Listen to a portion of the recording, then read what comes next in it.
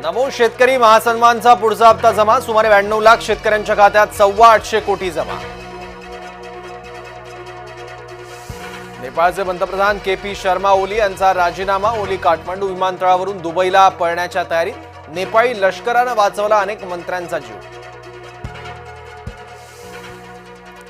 YSR काँग्रेसचं मतदान, भाजपच्या उमेदवाराला तेलगू बिड्डा सुदर्शन रेड्डी यांना आंध्रातूनच मतदान नाही। संख्याबळ असूनही भाजप उमेदवाराला धाकधूक, राधाकृष्ण यांचे नवी दिल्लीत देवदर्शन। पंतप्रधान नरेंद्र मोदींचे उपराष्ट्रपती निवडणुकीत मतदान, उपराष्ट्रपती पदासाठी मतदान सुरू। बीआरएस आणि बिजू जनता दल निवडणुकीपासून दूर, बीआरएस आणि बिजू जनता दलावर काँग्रेसचा संताप। गोकुळच्या बैठकीत गोंधळाची शक्यता, गोकुळ दूध संघाच्या आजच्या वार्षिक सभेत महाडिक आणि मुश्रीफ गट भिडणार।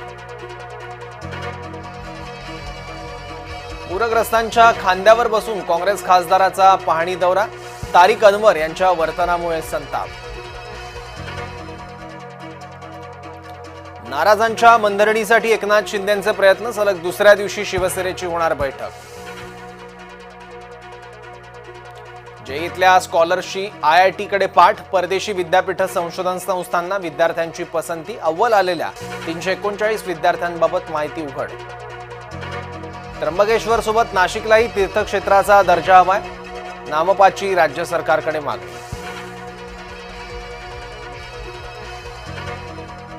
मिलिंद सोमणचं भाजप नेत्याला पुशअप चॅलेंज, वयाची 60 ओलांडलेला मॅचो मॅन मिलिंदचा फिटनेस फंडा। अखेर गिरणा धरण 100% भरलं, चाणकापूर आणि हरणबारी दोन्ही धरणं तुडुंब।